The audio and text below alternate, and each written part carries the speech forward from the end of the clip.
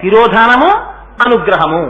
ఈ ఐదింటిని చెయ్యడానికే మంచానికి 4 కోళ్లుగా నలుగురిని పెట్టుకుని పరమశివుణ్ణి సదాశివుడు పడుకునుంటే ఆ సదాశివుని యొక్క తొడ మీద అమ్మవారు కూర్చుని ఉన్నట్టుగా ఆ మంచం అక్కడ వేయడంలో అది సృష్టి రహస్యం. సృష్టికి ముందున్నవాడు నిర్గుణమైన బ్రహ్మము.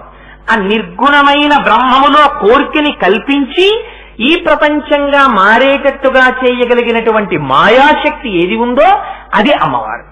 అందుకని ఇప్పుడు ఏమైంది, ఈ శక్తి లోపల ప్రవేశించి స్పందన కల్పిస్తే ఆ పరమశివుడు జగత్తుగా విస్తరించాడు. ఇదిగో ఇది చెప్పడం శివశక్త్యాయుక్తో యది భవతి శక్త ప్రభవితుం నచే దేవం దేవో నకలు కుశల స్పందితుమపి. ఇందులో ఒక గొప్ప రహస్యం. అమ్మవారు లోపల ఉన్నంత కాలమే చైతన్య స్వరూపంగా దీనికి గౌరవం ఉంటుంది. ఒక్కసారి ఆ చైతన్యం బయటికి వెళ్ళిపోయిందనుకోండి అంతే, ఇంకా దీన్ని తీసుకెళ్లి కొత్త కర్రల మీద పడుకోబెట్టేసి నార కట్టి పట్టుకుపోతారు. అందుకని చైతన్య స్వరూపంగా ఉండేటటువంటి అమ్మవారు లోపల ఉండడమే వికారంగా ఉండడం. అందుకే మీకు పైకి హాయిగా ప్రాణంతో ఉన్నాడనుకోండి శివస్వరూపం శివస్వరూపం అంటారు.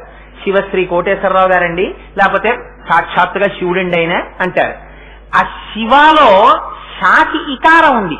అందుకు